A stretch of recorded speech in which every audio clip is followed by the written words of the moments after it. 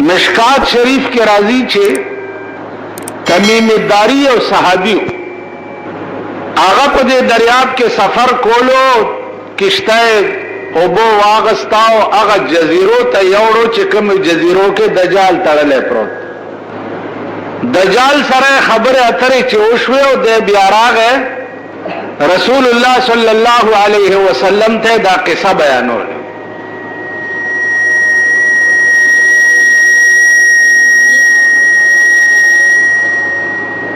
چې زما ملاقات د دغه سی او سړی سره وشو او ماته وی چې ان قریب چې زه به دروزم او مشرق او مغرب کې بدا سے زه پاتې نشي چې زه به پایمال نکم دغه ته گویا کې دجال وي چې دا ورځ برپا کیږي نو دین یو څو ورځې مخکې به عیسی علیه السلام د اسمان نه راکوزیږي او داغن لگ غند مخ کے با دجال پیدا کی اس دجال سوک دے عزیزانو دجال یو دا سے شہد چاغا فی الحال پا زنزیرونو تڑلے دے او آغا اسیگی پا دے سمندر کے حدیث کے راضی چے داغا یو استرگا رندہ دا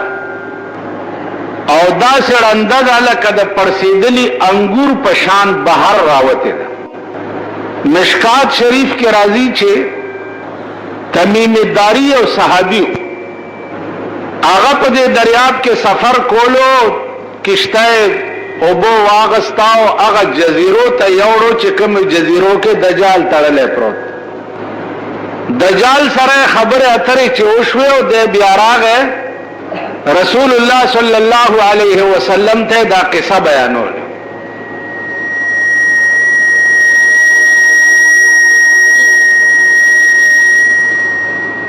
چې زما ملاقات د دغه سی او سړی سره وشو او ماته وی چې ان قریب چې زه به دروزم او مشرق او مغرب کې بدا سے زه پاتې نشي چې زه به پایمال نکم دغه ته گویا کې دجال وی نو دے چه روزی چه وقتی نو پا خر بسوری علماء وائی چه دے دجال با چه پا خر سوری یو طرف تبے جنتی او بل طرف تبے دوزخی دا دنیا با ورپسیوی خلقو تبوائی چه کزم اومن لما نو دے جنت تبلار شئی او کوم نمن لم نو دے دوزخ تبلار شئی نو خلق باورته وای چې بالکل مونږ منله او غخري چې خاشنه کوي دا خلق به راخلی او خوري به تاسو بوای چې خاشنه به څنګه خوري په دې بے ضمیره قوم کې فی الحال هم داسې خلق شتا چې هغه د پیر صاحب خر تم خر شریف وای او داغه خاشنو ته خاشنه شریف وای فی الحال په دې پیر پرستی دنیا کې دا سی خلق شتا چه خر تا خر شریف ہوئی او خشنوں تا خاشن شریف ہوئی جوندی لر مزہ نزدے بدر تاو خیم چه پیر ولار دے او مرید سر والا پخپو کی خید ہے او سجدہ ورطا لگو لے فی الحال پا دے ملک فی الحال دا سی خلق شتا پدې پاره چنار کې شیاغان دی میا مرید ورته وي چې سړی د کوټې نه راوغورځيږي ویا سړی میا صاحب بچکو کې نیمړو میا صاحب بچکو فی الحال تاسو په دې پښتون دنیا کې تاسو نه وایي چې ځا خدای اولو ځوان دې ملشه وایي کنه وایي ها ځا خدای او پیر بابا دې ملشه دا سوای نو خدای سره چې پیر بابا یا لوی ځوان مرګره کې د دې معنا دا ده چې خدای یوازې کمزور دی چې پیر بابا ور سره مرګره 13 جمعه چې ماوي چې تاسو پورې سرونه نه دي کانی در پورې نختی دي نو دا دروغ نه و فی الحال دې قوم کې دا څه خلق اوس دا قسمه شرکیاتو چې کوم ملک مرکز او ډیپوی تاسو راشئ په دې پیښور کې وګورئ د پیرانو ورسی او د دنیا ډمې پکې ګډېږي د زیارتونو ورسی او د دنیا دوپړی او باجې پکې غږېږي فی الحال دې قوم لا دا هوش نه ورځي چې دوپړو باجو ته پیغمبر مزامیر او شیطان ویلي دي دا د شیطان آلات دي او ته د ولی او د بزرگ په قبر باندې دوپړی او باجې غږی نو ستا پلار او مور چې مړه شي ته جومات ته ولې راځې او طالبان بوځې ختمونه پې کې خو دا دوپړی او باجې د مور او پلار قبر ته هم بوځه که نه چا داسې کړي دي تاسو کې جی چې د پلار او مور قبر ته ډمان بوتري او د پلار او مور په قبر دوپړی او باجې غږون چا داسې کړي لیکن کم خبیث ملک کې چې چاته اولیاء وي او د اولیاء په قبرونو د دنیا ډمان کېنولي او د دنیا ډمان او دوپړی او باجې پې غږېږي او دا قوم بیا ورته ناست دي سعودي عرب ته خلق بد وي زیارتونو ته څوک پرېږدي نه هغه خو اصلي مسلمانان دي زیارتونو ته پرېښول دا معنا چې دا کم تاسو کوئ قبرونو ته پرېښول دا معنا چې دا کم تاسو کوئ دا خو هغه شرکیات دي چې سړی تلی مسلمان او راشي ته کافر زه پخپله زمونږ د علاقه کې یو پیر صاحب نو مونږ واړو تماشې ته مونږ هم لاړو نو مرید پیسې راوړي او راشي داسې په سلور بولی شي پیر صاحب ته سجده ورته وکړي لاس یې سب کړي او پیسې پیر لور کړي نو بیا هغه ډم ورته راشي او ورته په سلور بولی شي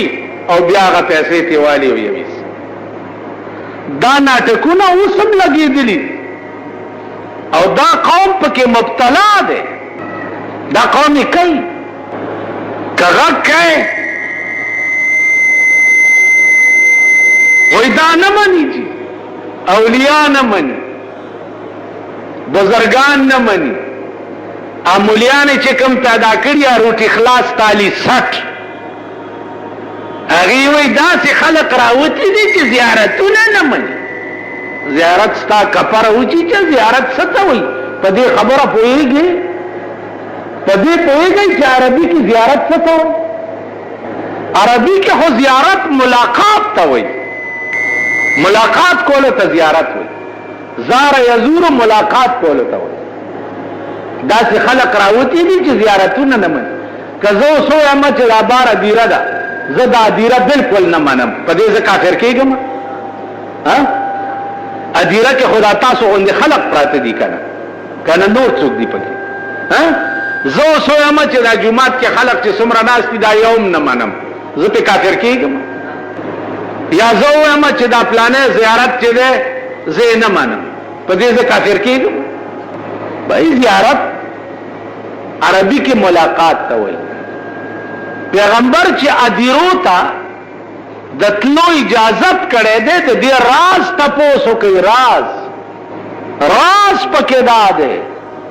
چې صحابه قبرونو ته ځئ كنت نهيتكم عن زيارة القبور الا فزوروا وړاندې مې منې کړي وای دې نه پس ځئ ولې قبرونو ته پتلو کې سړی ته تذکره د موت شي مرګ ورته رایاد شي چې دا د خاورو ډیري لاندې چې کوم سړی پروت دی داسې به یو ورځ ځم شي لکه حاجي محمد امین صاحب د خدای پاک وبخي د هغه په قبر لیکلي دي چې لکه چې ته دغسې زوما لکه چې ته دغسې زوما لکه چې زیم داسې به ته شې پوه شوې په دې خبره پوه شوې ماما خدای خبره پته نه لګي د دې قوم مزاج عجیبه دی، خبره نه پوي. په دې بوډاګانم پوي دي چې بے نظیر ډېر ښه تقریر وکړو په امریکا کې، سینټ ورته ناستو او داسې ورته دا خلک نو ما وی چې ښځې ته هسې خلک اکبک کیني نو دا خو څه د تعجب خبره نه. اوس د ملایمه ګیرې والا زه تقریر کوم، تاسو دې بوډاګانو له خوب هم درغلی دی، سرونه هم دا چل کېږي. اوس درته یو جینۍ دلته کېنومه، ته ګوره چې دا بوډاګان هم که داسې رابرند شي. دا خو څه د تعجب خبره نه. بوډاګان هم لګیا دي چې امریکا کې زورور تقریر او سینټ کې دا و، سینټ کې دا و. سینټ کې څه وویل په خبره پوهېږئ؟ سینٹ کې دا ہوئے چې ملک میں جمہوریت سیلاب بڑی لگیا دے، امریکی تے درخواست کو چې جمہوریت راتا بحال کا. سینٹ کې دا ہوئے نور خو خزانه نو خزی خوار سره په تماشای. عرض میں دا ہو چې قبرونو تلو کې تذکرہ د موت سړی ته وشي، خپل انجام ورته رایاد شي چې یو ورځ بزم داسې شم. نو چې تا ته خپل انجام رایاد شي، قدرتی طور بستا په زړه کې خوف خدا پیدا شي، د قبر او د آخرت یره به دې کې پیدا شي، نو ته به نیک شي. ادیرو ته د تلو اجازت چې اسلام ورکړی دی، د هغې دا معنا ده، د هغې دا معنا نه ده چې دا ستا ملک کې څه کېږي لګیا دي. حاصلات د قبورو خوړل اسلام نه تپوس وکړئ چې د قبرونو حاصلات خوړل. اوس ته ماته ووایه چې په قبر پیسې اچول د دې قبر ته څه فایده ده، دې مړي ته څه فایده ده؟ نن ستا په ملک کې زیارتونه په 2 لکه روپۍ د هفتې ټیکه کېږي. سم سنګي پارس دی. زه د اړه کې کله خیال کوم چې هسې په غضب اخته ځان دې ملا کړی دی، که ځان دې پیر کړی وی لوی مزې به دې کولې. پیر شوې بلا دې ورکه ده، 2-3 چیلي پیدا کا او در پسې به ګرځي صاحب او خلقو ته به وایي چې دا پیر صاحب د شپې اندام پروت، پکې که د غلو ډېرې وایي دا د شپې اندام پروت. نو ته هغه زور شرک خو ستا دماغ کې شته که مشرکانه مزاج خو ستا دی که ته چې دی د شپې اندام پروت دی، دا ډک دی. دلته یو راځي نو هغه چې څوک وګوري وایي دا ډک دی، دا خالی نه دی، دا ډک دی. دلته یو لیونی غوندې دی، هغه یې چې ولیدو هغه نه یې دام ډک دی، مالاو دا د غولو ډک دی، هر سړی ډک دی. په دې قهر زمونږ ټول ملک اخته دی. اوس دې ټول ملک چې عقل او شعور راځي او دوی پوهېږي نو قیامت به زما عزیزانو عرض دا و چې د قیامت په ورځ کې به ډېر عجایبات دي، او یو عجیبه به پکې د دجال پیدا کېدلي. دا چې راوځي نو 40 ورځې به د مشرق نه مغرب او جنوب نه شماله پورې منډې ووي. دا دنیا به داسې اواره کی لکه دا تله چې دنیا اواره شي نو بیا به دې ځمکې د پاسه بله ځمکه وغوړېږي، چا به د تانبې ځمکه وي، او د ده د قتل دپاره به عیسی علیه السلام راکوشي. عیسی علیه السلام ژوندی دی او په اسمانونو کې اوسېږي. ستا په دې ملک یو بل تحریک دی چې هغې ته مرزایت وایي، قادیانان. د هغې په ټولو مسایلو کې یو مسله دا هم ده چې عیسی علیه السلام مړ دی او په کشمیر کې قبر دی. سنه ثابته ده چې عیسی علیه السلام مړ دی، وایي قرآن کې راغلی دی اذ قال الله یا عیسی انی متوفیک. خدای وایي چې عیسی علیه السلام زه تا وفات کوم. دلته 2 سوچه دي، یو خو متوفیک صیغې ته وګورئ چې دا کومه صیغه ده. لکه طالبان څوک شته دا کومه صيغه ده اوس اسم فاعل کې حال او استقبال دواړه مراد تاسو خیال راکړئ نو انی متوفیکا اول خود متوفیک صيغه وګورئ دومره خبره دادا چې دغه ماده چې کما قرآن د عیسی په حق کې استعمال کړي دا دغه ماده تاسو وګورئ قرآن د موت په حق کې نه دا استعمال کړي د مرګ په حق کې قرآن کې د ماته یموت ماده مستعملیږي دغه ماده د متوفیک چې دا د موت په حق کې نه مستعملی ماته یموت دا هغه مرګ ته وایي چې بدن پاتې شي او روح لاړ شي متوفیک وفا سبا به زه تعالی پورا 1 روپۍ درکوم پورا اوس چې زه تا سره وعده وکم چې سبا به پورا 1 روپۍ درکوم او سبا زه اتانې درکم نو ته به دا ووایې چې ده په وعده وفا وکړه حاجي داسې به ووایې 1 روپۍ پرېږده که نه سبا به زه په تا باندې سرکړي چرګان خورم د خوراک تاسو لږ زیات شوقیان دي نامې د مولیانو بدنامي دي او بیړه ستاسو د ملک تباه کړه مولا خو ستا د کور هغه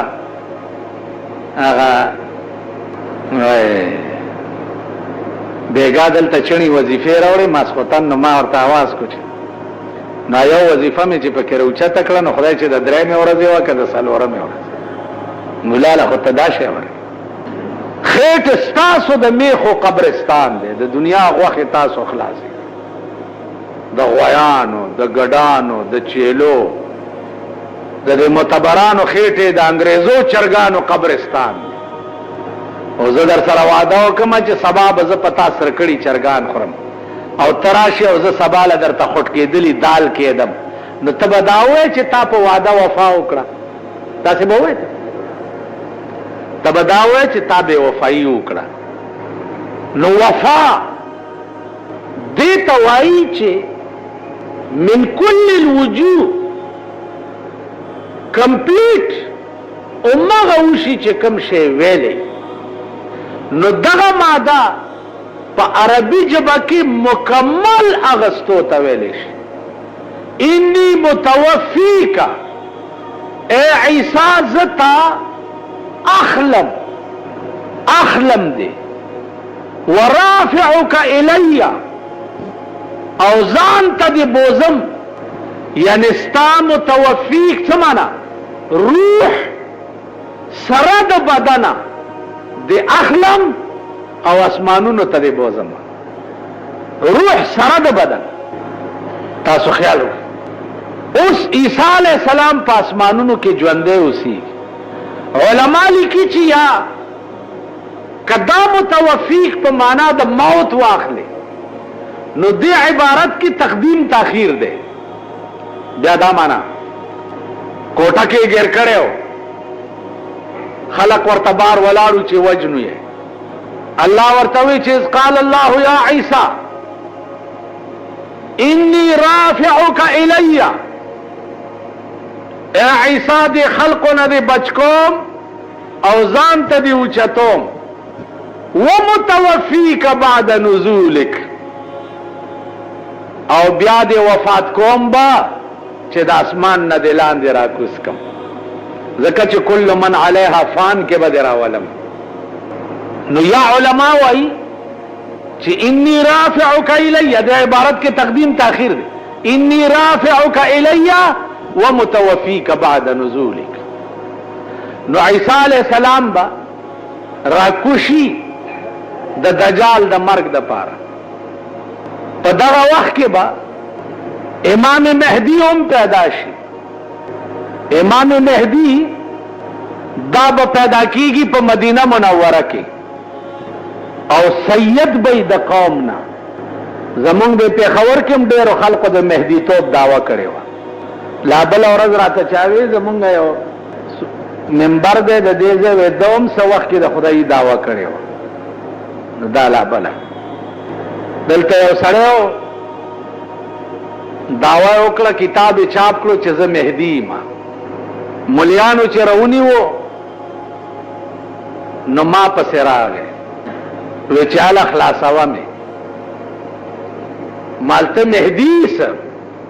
وی هلاسې څه اسمان کې راته پړک پړک کېده نو ما خیال وکړو چې زه یو خدا یاد لرئ چې امی سړی بزرګ کېږي نه خیال دی راغی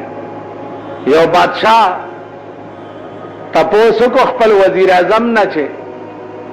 د دې طالبانو رتبه ډیره ده او که د دې پیرانو رتبه ډیره ده هغه وی چې د طالبانو رتبه ډیره ده هغه وی د پیرانو دومره مریدان او لاسونه یې ښه د ښکلوي ویل راځه د شپې تلی دی یو پیر ناست دی په کوټګۍ کې دروازه یې ټکولی څوک یې بادشاه او وزیر دی وی زه جبرائیل علیه السلام یم خدای پاک وایي چې نوره خواري مه کوه بس ومې رسولې رتبې ته تسپې هلته لړه کې ویل جبرائیله دومره لیټ شوې بیړه مې غرقه شوه په وظیفو کولو دا دوی ته تښتېدلي بادشاه ته ویلو دي لیدو راځه اوس تلی دی د شپې کتاب طالب لګیا دی د شرشمو تیلو ډیوه یې بله کړې ده او ورته کتاب ګوري پخوا به طالبانو د شرشمو تیلو ډیوې ته کتاب کتو اوس طالبان د بجلی راټ تم د شپې نه ګوري ټوله شپه مجلسونه دي او ته ما کره راځه او غوړي شکرې خوره او زه تا کره درځه او زمبی زمبی به کېږي ګرځي را ګرځي به کتابونه نه ګوري او نه یو ملا کېږي د شرشمو د تیلو د ستورو په رڼا به طالبانو کتابونه کته د ستورو په رڼا د سپوږمۍ په رڼا به کتابونه کته زمونږ یو استاد و هغه په دیوبند کې یو هندو د هغه په اټای کې به ډیوه بلیده نو د دروازې په چون کې به چې انور رڼا راوته نو ما به د کتاب کرخه هغې ته مخامخ کړې وه او په دې چل به مې مطالعه کوله د هندو د اټای د دروازې د چون رڼا ته به ما کتاب کتو د شپې خیال م راغی راشي اوس لوی مدرس دی سلم او قاضي او صدره او شرع چغمونی او میر زاید مولا جلال دا لولئ تاسو خیال راغی نو عرض مې دا و عزیزانو چې خبرې هسې اوږدوم نه څه خبره مې کوله طالب له ورله کتاب ګوري چې کتاب ګوري دروازه یې وټکوله څوک او وزیر اعظم ورته وایي چې زه جبرائیل علیه السلام یم خدای پاک وایي چې خواري مه کوه همداسې به دې ملا کړم ویل ښه ودرېږه چې لږ ستړي مه شي در سره وکړم کوتک ته یې لاس کړی دی طالب کوتک په لاس ورپسې راوتی دی بادشاه مخکې او وزیر اعظم ورپسې په منډو تې ځان خلاص کړی دی ودرېږه ویل ستا پلان د امان کړي دا جبرائیل دومره خوار دی چې ما پسې راځي جبرائیل راتله خو دنیا ته ختم شوي دي چې نبوت ختم دی د جبرائیل راتلم ختم شوي ماله جبرائیل راځي وزیر اعظم وویلې بادشاه ته چې ودلي ده رتبه د ده اوچته ده چې علم دی ورسره رتبه د هغه خر اوچته نه وه چې تسپې هلته لړه کړې او ویل چې دومره لیټ شوې زما خو په وظیفو کولو بیړه تباه نو که بې علمه نتوان خدا را شناخت بې علمه خدای نه پیژندی کېږي اول به خپله خدای پیژنې نو بیا به بل ته خیر اول تاسو په ایمان ووایئ ښه خلک یئ نیکان یئ که یو سړی در نه دا تپوس وکړي چې ما ته د خدای په وجود دلیل ووایه د خدای په وجود دلیل ووایه تاسو به څه وایئ ما ته د الله په یووالي دلیل ووایه چې الله ولې یو دی دوه ولې نه دي درې ولې نه دي تاسو به څه وایئ دنیا کې الله مونږ ته ځان ولې نه ښیي تاسو به څه وایئ د دنیا په امور خو ډېر ښه پوهېږي څوک د برزنیف خورای دی څوک د جنا صاحب خورای دی څوک د بېنظیرې پر کټی دی څوک څه دی څوک څه دی لیکن که دین نه یې راولې چې د الله په وجود دلیل ووایه ته وګوره چې دا پاکستان الله اړی ګړی کړی دی څوک خو دې راټینګ کي راټینګ دی کي پیپل پارټۍ ټوپونه وال جمهوریت دی جمهوریت دی جمهوریت دی اوس ته یو صوبه په یو منډې وایي بله صوبه ته په بله منډې وایي بله ته په بله منډې وایي منبرانو صاحب منډي لګېدلې د غویانو د میخو غوندې سوداګانې کې کی راټینګه خو دي کی الله چې کوم ملک کړی نه او د کرم په نظر ورته نه کتلې زما د خدای په ذات قسمی کدا قوم راټینګ او بیا دا دې ضمیره قوم دا پروټه خرڅېدو په چایو خرڅېدو او په 10 روپۍ خرڅېدو زمون خزي په 10 روپۍ په پولینګ سټیشنونو کې خرڅې شي په 10 روپۍ دا بیا ضمیره قوم نو سو پورې چې دا ملک تا الله د کرم په نظر کتلی نه ترغه پورې دا ملک بنی آدم نشي راټینګول نو دعا وکړي چې الله دې ورته د کرم په نظر وګوري کینی دا ملک تباہ کیږي دا غرق کیږي د هلاک او د تباہی په پلیټ فارم ولاړ دی تاسو وګورئ نن سال دې زمون سال دې جلوس بازی سو کوئی اللہ ٹیکس ولگے سو کوئی دا بجلی بل زیاد راغلے سو کوئی انکم ٹیکس دے سو کوئی پلانا ٹیکس یو سلس کسان بے نظیر ځان سره بوتلی دی یو سلس امریکی تا دا یو سلس کسانو ضرورت سو ضرورت ہو او تسر برای مملکت وی تبتلے وی اگے سره بے مشورے کرے صدر بوش تے که برش تے تب اتلی وی برش طرح با دی خبری اتری کری وی بس ٹھیک دا 110 کسان بیا زمان دا دی صوبی چیف منشترم بوتلی دا 10 کارو علتا دغا نخریب پلارم کولی دلتا نای صوبہ سرد نای یو وزیر بوتلی ہو چی آغا وزیر او گو رئی چی وی گو رئی نو که خیالم کری دغا سمسری نہیں سمسری دا پادیروں کی چگر دیکھا نہیں آغا سمسرا وا نو آغا وقت کے ماوی چه دا لوی ظلم اکڑو چه دا سمسرائی بوتلی وا دا چین خلق بوئی چه دا صوبہ سرد دا سی پلیت مخون دی لکا دا دا چه دا کسی بے پلارم کولے انجام یہ چشو ملک تحمل نشی کولے دا اخراجاتو او تاسو پہ رئی خی دی ٹیکس بالکل سندی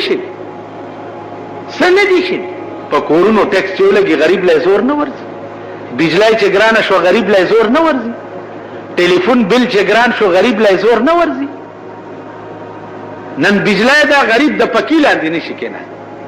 یو پکی چلی پی 800 روپے بل راشی کچالا ورشی چالے کا بل 800 روپے زا داخل کا کنی بجلی تے کٹ کئی دا خوچ تو زا او زویم خوا اور اپا دی سوم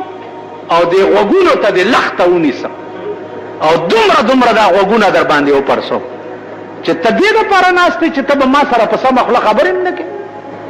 دا خدای رانی ولی ہے غلطی فیصلیم پا ملکی کری دی اللہ رانی ولی ہے اللہ رانی ولی ہے کچرو چپڑاسیان تاسو سره سم خبره نه کوي په تاړه کې سپای تال ټیلې در کوي په دفتر کې چپړاسی تال ټیلې در کوي په درخواست تاسو غور نه کوي غلطی فیصله هم کړی دي انجام بخپل ګوري نو دغه وخت کې با دجال د قتل د پاره عیسی علیه السلام را کوش او په دغه وخت کې به امام مهدی سے پیدا کی علماء وايي چې د منځ وخت څو وخت کې راشي نو امام مهدی سے به عیسی علیہ السلام ته وایي چې ته مخکې امامت وکړه نو عیسی علیہ السلام به د مخکې امامت نه انکار وکړي او امام مهدی ته به وایي چې زه د هغه شریعت پیغمبر ما چې هغه اوس منسوخ شوی دی او ته د هغه شریعت امام چې کوم فی الحال رایج دی چې هغه شریعت محمدی دی صلی الله علیه وسلم عزیزانو دا ټوله مسله چې څو وخت کې طے شي نو دغه وخت کې به حساب کتاب کیږي په شام کې دا الله تعالی د حساب پای تخت چې کوم دی هغه په شام کې لګېدلې وي او دا ټوله دنیا د هر ګوټ نه به شام ته را روانه. په دغه وخت کې به هر شی خپل دفاعین بهر کوي. که تاسو وګورئ قرآن کې راځي اذا زلزلت الارض زلزالها واخرجت الارض اثقالها وقال الانسان ما لها واخرجت الارض اثقالها. دا ځمکه چې دا بخپل دفاعین ټول بهر راوغورځي او ځان به صفا کی. ځمکه کې چې څه دفاعین دي دا څومره بنی آدم چې پکې ښخ شوي دي یا نور هر اشیاء چې پکې دا به ټول بهر راوغورځي. روایاتو کې راځي چې څه وخت کې د دې ځمکې نه خلق بهر راوځي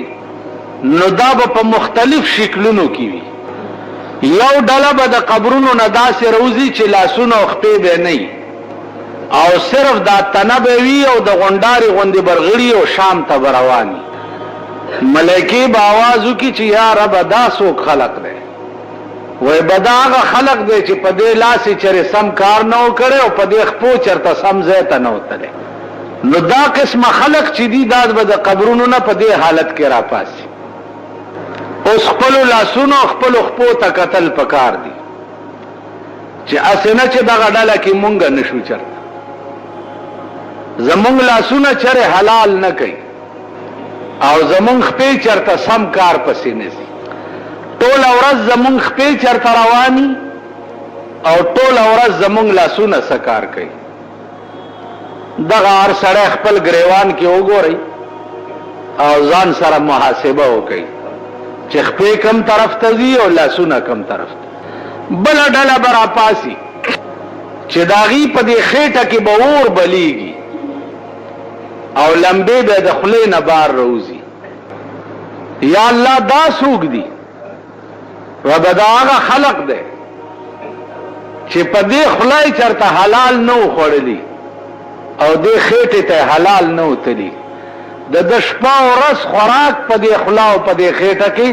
حرام. نو دا ډله به د قبر نه چې راپاسي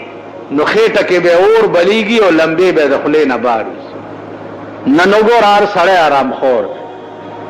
په دې ملک کې تاسو که نظر اوس غلی وای نو حلال خواره به درته هغه خلق هم ښکاره نه شي. هغه خلق چې 15 زره تسبیح ورسره وي او په خلوتونو کې ناست دي. ځکه د هغوی خوراک هم چې دی زمونږ ګټه ده. نو مونږ خو یو مردار خواره د شرابو تجارت مونږ کوو. هغوی له هغه پیسې په شکرانه کې ورکو. د هیروین او د پوډرو تجارت مونږ کوو. هغوی له هغه پیسې په نذرانه کې ورکو. غلا او ډاکه مونږ کوو. هغوی له هغه پیسې په زکات کې او په شکرانه کې ورکو. نو حلال خواره هغه خلق هم نه دي. په جماعتونو کې چې کوم حضرات ناست دي د دې خلقو خوراک هم ستاسو ګټه ده. نو ځان ته وګورئ ستاسو ګټه د دوی خوراک ده او ستاسو ګټه یقیني حرامه ده. نو لا محاله دا هم غریبان حرام خواره دي. زه دا تپوس کولی شم چې لکه ستا د کوره وظیفه راله دا دې په څه ګټلې ده؟ دا دې کوم ځای نه راوړې؟ ستا د کوره ترکاري راله دا دې کوم ځای نه پخ کړې ده؟ زه دا تپوس کولی. نو عرض مې دا و عزیزانو چې مونږ به د هغه ډلې نه یو چې د قیامت په ورځ ځمکه مونږه بار راغورځوي نو زمونږ په خېټه کې به اور بلیږي او لمبې به هم د خولې نه وځي. بله ډله به راپاسي چې هغه به د خنزیر په شکل کې وي. خنزیران به خښ کړي به بني آدم وي او راپا بسي د خنزیر په شکل کې. یا الله دا څوک دي؟ و به دا هغه خلق دی چې د دنیا د کار د پاره به منځ نه کولو.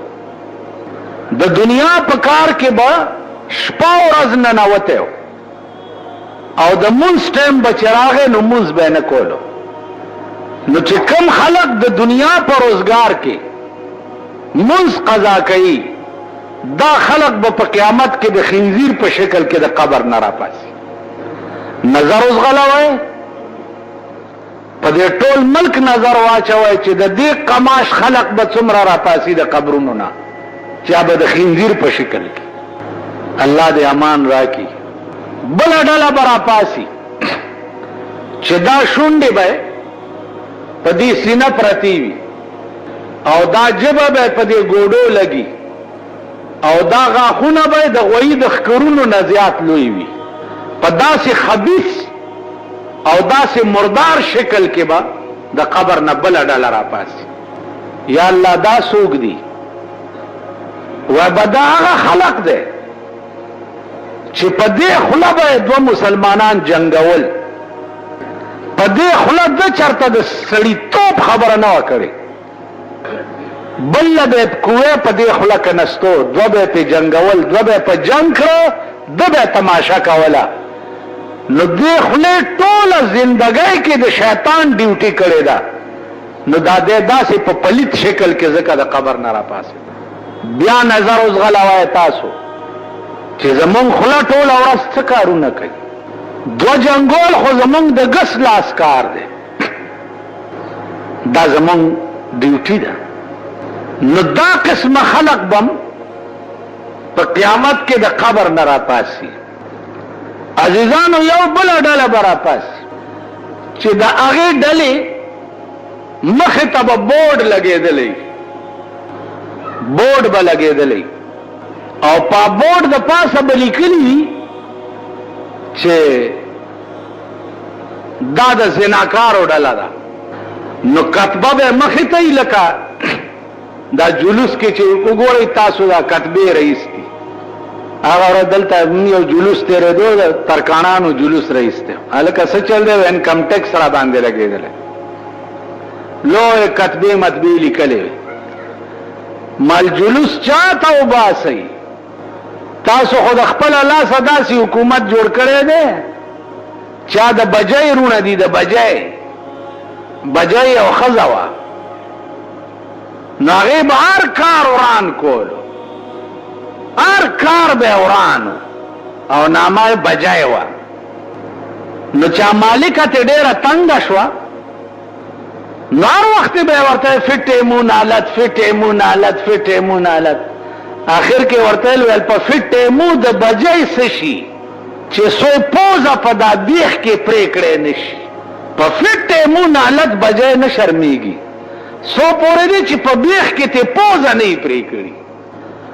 نو تاسو د خپله لاسه د بجۍ حکومت جوړ کړی دی. د بجۍ په حکومت کې جلوس خو جلوس دی چې په توده طبقې خو کېنئ پرتګیستني او دا سنبه هم داسې چس نارې کي، هم به هم ستاسو په خبره څوک غور ونه کي. وایه لګیا اوسه، چا ته وایې؟ دا د بجۍ رونه دي. که ووایه ورته څو جمعې وشوې چې تاسو دې جومات ته راځئ او اوبه پکې نه وي؟ څو جمعې وشوې؟ اندازه وکړئ د بجلیګر مولا په جومات کې 3 جمعې وشوې چې اوبه نه وي، خلک بیا اودسه منځونه کوي چې بجلیګر مولا لږه خولم لري، جبم لري، شور مچولی شي. نو چې د ما جومات سره دا حال دی، نو په دې پاکستان کې د اسلام هم خدای مل شي چې اسلام سره به څه حال کي. اسلام څه کوي؟ د ښځو هم خدای مل شه، د ښځو د لوڼو هم خدای مل شه. که په رڼا ورځ ستاسو لوڼو په بل لاس وانه چولو او درته یې ونه وی چې پلاره کرتو نه کې زمونږ باچهي ده، نو دا ګیره به درته بیا په متیازو کنو. لوڼې به راټینګې نه کوي، لوڼې دا زړې ښځې دي، دا به درته وایي چې ځه چیچړه طلاق مې کړې. دا زړې زړې ستاسو چې دا تاسو کړي دي. اوس خپل ځان چې په خپله په چاقو ووهې، نو زخم په خپله سټه او د ځان علاج په خپله کوه. نن کم قهر او عذاب چې ستا په ملک نازل دی، د زړه بې اطمیناني د زړه بې چیني الله دې امان راکړي. دا ستا ملک دی، ملک وبوړي د کمیټه ایس ډي او ورته ناراضي او ورسیر ورته ناراضي، ملک وبوړي. دا نن 3 جمعې وشوې، دې بالا ماڼۍ ته د دې میر کار نو چې راغلی دی چې دلته اوبه ولې نشته، د ده کار نو. ایس ډي اوګان راغلی وی، انجینیران راغلی وی چې اوبه نشته، د دې متبادل بل څه بندوبست پکار دی. پرون مې یو انجینیر ته ټلیفون وکړو، مالا لنډی په روډم کندې که نستی دي، ویلې جي میټیریل نشته. میټیریل پیژنئ؟ د سیمټو یو 2 تختې نشته چې لاندې پاسوري کېږي او کنده ټپه تختې نشته. نو ډېرې ښې دي، ما نورې کندې پکې وکړئ چې ټانګه کې تېرېږي غړچ شي، دا پل مات شي. مونږ څه کار دی؟ مونږ وایو اشنا له پند ورکا، او چې پند نه وي د شګې پند ور په سر که چې ورمېږي مات شي. اشنا له پند ورکا او چې پند نه وي د شګې پند ور په سر. یو سړی کار نه کوي، یو سړی چواړیان دي. چواړي ته ووایه چې دا نالی وایه که نه، دروغه ته ووایه هلکه د علاقه وایه که نه، ماشکي ته وایه که نه. د کمیټای په لیست باندې 2000 کسان تنخواه اخلي، 2000، او په موقع باندې کار کولو والا 1500 کسان. 1500 د 1500 کسانو تنخواه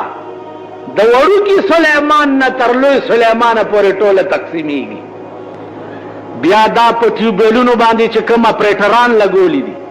دا د کونسلرانو پرکټیان دي، دا ممبران نه دي، کونسلران. کله نه چې دا د بی ډي سیسټم صدر ایوب دی خدای په خړ سیلاب یوړې کیا خبره چې دا د بی ډي سیسټم د رئیس ته دی، د ملک بیړه تباه. هر یو د ټیوبویل اپریټر چې دی دا کونسلر پرکټی دی.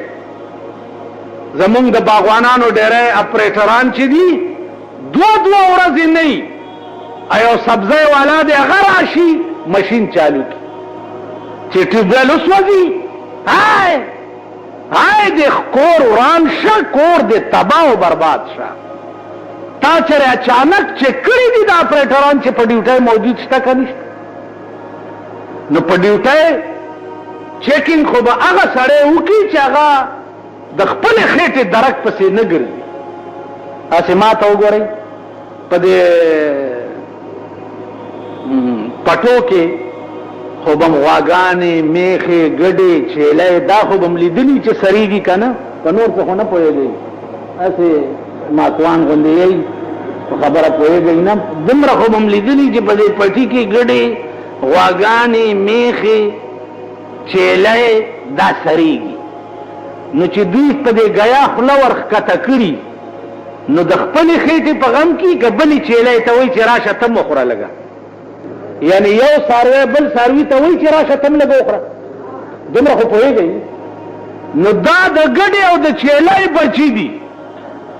دوی چې دفترو ته راشي نو خپله خور کې سپېږمې دننه کړي چې ځان له مې څه پیدا کړی، نو هغه ټیوبویل به چې چیک کوي. وختي راته یو سړی وایي جي فایر برګیډ ته ټلیفون وکړه چې لاری راشي. ما زما څه کار دی؟ ما څه کار دی چې زه ورته ټلیفون کوم؟ دا د هغوی فرض نه دي چې دې علاقه کې اوبه نشته، ښځې د شپې تر 2 بجو پورې اوبه ډکوي؟ زما څه کار دی؟ دا خو به هله کېږي چې خدای زور او قوت لاس کې سړي ته ورکي او ورشي کمیټۍ ته او دا غټ غټ راوباسي، راویباسي او د سرمنې خمچین در سره او دې غوږونو ته یې ورته ونیسي چې ودرېږه. دا غوږونه پې دومره وپړسئ چې ته دې دپاره چې ته به ناست د تارپیټو غوندې صرف په دفتر کې ته به علاقه نه چک کړي. هر علاقه کټکولیان وګورئ برتی کړي دي کټکولیان دا غریبان ماته ګورئ ماته اوسې اوبه راوړې ورشي که د چاودس نه نه شرمېدلی عمل ګورئ کښېنئ څه ویرېدئ خدایه کټکولیان دي یعنې 3 میاشتې وشوې چې زمونږ د علاقې ویڼی دا ډکې اوبه په کورونو وراوړي هلکه دا ویڼی دغه کوي ورشي هسې داسې بېلچه کې یې راولي او په دې غاړه یې کېږي هغه بیا څوک وړي نه چې کېږي چې وچي بیا ویڼی ته ورغړي بیا واوره کټکولیان برتی دي تنخواه اخیستی کېږي او په موقع کټکولي شته نه ټول ملک داسې فراډ او دوکه ده ټول ملک نو زما عزیزانو دا ملک به څه راټینګېږي دا ملک به څه ټینګېږي چې کوم ملک کې د بېایمانۍ او د منافقت او د غدارۍ دا عالمي هغه ملک به څه راټینګېږي ملک خو به هغه راټینګېږي چې هر سړی په ایماندارۍ خپله ډیوټي وکړي هر سړی په ایماندارۍ خپل کار وکړي مونږ کې ایمانداري نشته بله ورځ راته چا وی چې مولانا صاحب ایمانداري د ملک نه والوته دا مولیان پاتې دي دغه د خدای ژوندي لري مال دغو له د خدای د ټولو نه مخکې مرض راوړي هغوی هم چې دی په ونډو عادت شوي ونډې ورته حکومت چې نه کوي مخالفي چې وی کی صفت یې کوي دا چې خسته بیانات اوریدلو لپاره زموږ یوټیوب چینل واجد اسلامیک سټوډیو سبسکرایب کې په دې به تاسو ته انشاءالله العزیز خسته واقعګانې او بیانات ملاویږي او د غنټې د نشان در سره کلیک کړئ تاسو ته آینده نوې ویډیوګانې مخې ته راځي او د خپلو ملګرو سره لازم د ثواب په نیت باندې شریکه کړئ او په کمنټ کې ماشاءالله سبحان الله لازم ولیکئ ډېره مننه والسلام